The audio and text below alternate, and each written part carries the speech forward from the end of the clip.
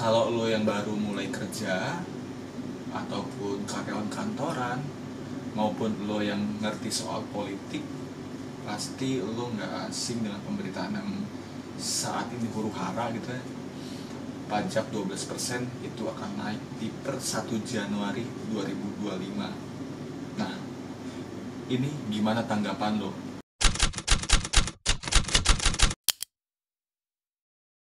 Halo teman, ini konten gue storytelling selanjutnya. Dari sekian lama gue nggak ngonten, gue coba untuk produktif. Nah, dari sekian gue nggak bikin konten, pengen ngobrol ataupun storytelling, gue tersulut emosi untuk membuat konten ini karena pajak 12% naik. Gue gak munafik kalau gue tersulut dan terprovokasi dengan pemberitaan tersebut gitu. Ya, gue seorang karyawan kantoran yang puji Tuhannya gue dikasih perusahaan yang sehat, pastinya taat dengan aturan pemerintah, dan semua tanggungan dan regulasi itu sehat juga, bersih juga. Tidak ada masalah sama kerjaan gue. Tapi yang gue masalahin adalah kebijakan pemerintah terhadap pajak. Di 2024 ini ada dua huru hara yang buat gue ini mengganggu banget bagi sebagian besar orang, khususnya karyawan kantoran ataupun pekerja-pekerja gitu. Pertama itu tapera. Itu yang buat gue, buat apa sih? Dan regulasinya juga gimana, ambigu gitu. Meskipun secara pemberitaan atau pemerintah memberikan yang namanya penjelasan, keterangan, deskripsinya itu memang cukup jelas, tapi gue sebagai kaum awam dan masyarakat sipil biasa, warga sipil biasa kayak Ferry Irwandi itu tidak mengerti dan tidak paham gimana itu potongannya dan lari kemana, untuk siapa.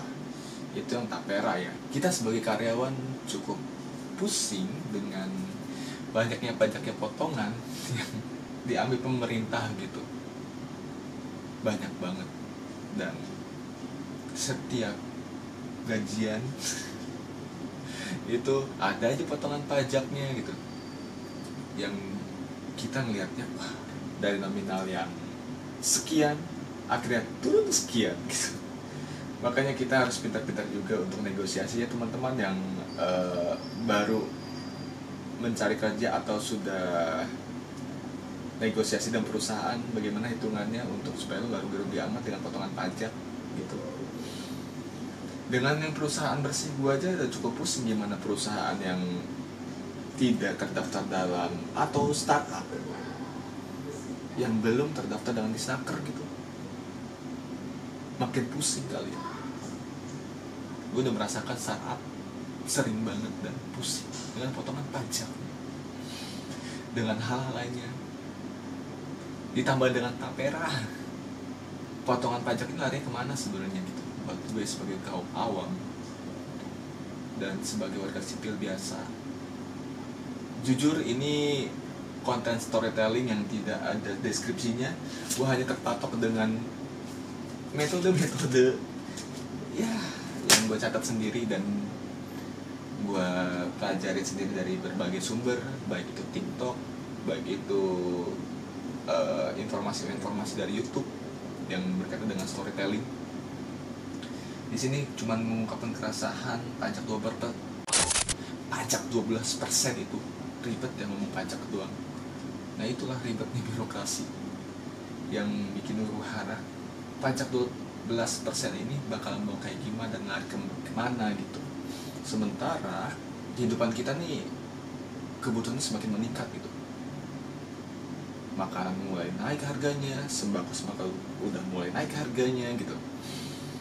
Belum lagi nanti ya sistem pembayaran kayak QRIS katanya yang belum menjadi ketentuan naik atau tidaknya akan dipotong pajak atau enggak itu QRIS atau pembayaran virtual, di mana itu katanya melek digital, tapi kita bikin gak melek juga sih dengan banyak potongan itu. Jadi acuh juga orang-orang. Nah, banyak banget ya tanggapan dari beberapa influencer, dari beberapa public figure, baik YouTuber, TikTokers, ataupun lain-lainnya, itu yang mengomentari terkait pajak. Gue salah satu orang yang menolak keras terhadap pajak 12%, karena balik lagi kebutuhan. Alangkah lebih baiknya pajak tersebut tetap di angka 11 ataupun lebih baik turun. Nah, gue sengaja mengulik-ulik terkait pajak dari beberapa public figure, salah satunya Raymond Chin, yang di stories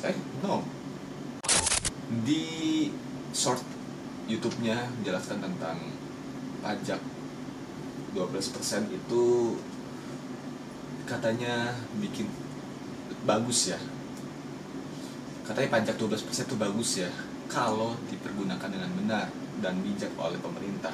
Contohnya pembangunan, kesehatan, maupun keamanan negara.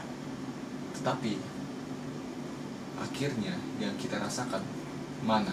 Kalau gue dibandingkan negara-negara yang disebutkan dengan Korea Mencin, itu ada namanya Finlandia, negara yang 56% kalau nggak salah yang dia sebutkan itu pajak terbesar, dan di tahun 96 itu tidak pernah turun dari 40 sekian persen pajaknya, tetap diangkat naik terus. Tapi alhasil pendidikan, keamanan, dan kesehatan itu terjamin, negara itu terjamin sejahtera untuk masyarakatnya. Negara kita apa kabar gitu? Terlalu fana juga kalau ngebahas politik ya, terlalu kosong juga gue tentang politik, jadi gue nggak berani banget menyentuh politik. Tidak bagus juga wawasan gue membahas politik, tapi yang terpenting adalah gue salah satu orang yang berusaha untuk mensyukuri meskipun pajak naik dan imbasnya tidak terdampak apa-apa untuk diri gue, tapi tetap aja kerasa, dan kita harus pintar-pintar nyari uang yang banyak supaya kita ketutup juga pajaknya. Tapi nggak juga sih. Dengan kisruhnya pajak ini, gue harap ya pemerintah lebih mempertimbangkan lagi sebelum tanggal 1 Januari ini. Hayu kerja Bapak Ibu, kerja sebelum tahun baru, tolong rakyat-rakyat ini supaya lebih sejahtera.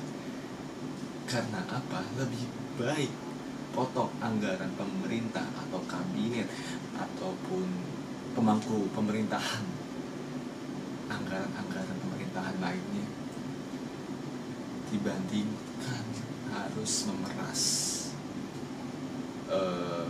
hasil kerja keras keringat dari warga sipil yang gajinya tidak seberapa ini gitu. Karena ya kita lihat dari informasi yang gue cari, kabinet tahun ini, kabinet pemerintahan saat ini tergemuk dibandingkan kabinet-kabinet sebelumnya. Ada 48 menteri kalau nggak salah. Apa gunanya gitu? Banyak-banyak kabinet tapi kerjanya kurang, berdampak untuk masyarakat kurang juga. Meskipun pemerintah sudah berusaha, namanya juga manusia ya, tidak bisa menyenangkan banyak orang, tapi setidaknya kasihlah dampak gitu. Kasihlah dampak. PBB yang dari tahun ke tahun aja selalu ada, dari tahun berapa gue nggak tahu. Dampaknya apa? Kan pajak bumi dan bangunan, dari sisi bumi dan pembangunan aja sekarang terlihat tidak merata. Dari daerah, sekolah ya, yang sudah dikritik beberapa waktu lalu oleh Bima Lampung, jalanan rusak, apa harus ditegur dulu sama masyarakat melalui sosial media baru bertindak? Apa harus diposting dulu kasus-kasus yang ada baru ditindak? baru dibangun dan baru diperbaiki. Itulah, semoga pajak ini meskipun disahkan itu ada keajaiban untuk dirubah dan tidak diterapkan. Nah, itu tanggapan dari gue. Bagaimana tanggapan dari lu sebagai karyawan, sebagai orang yang bekerja dengan naiknya pajak ini? Yes, itu dari gue, keresahan gue terkait pajak. Semoga ya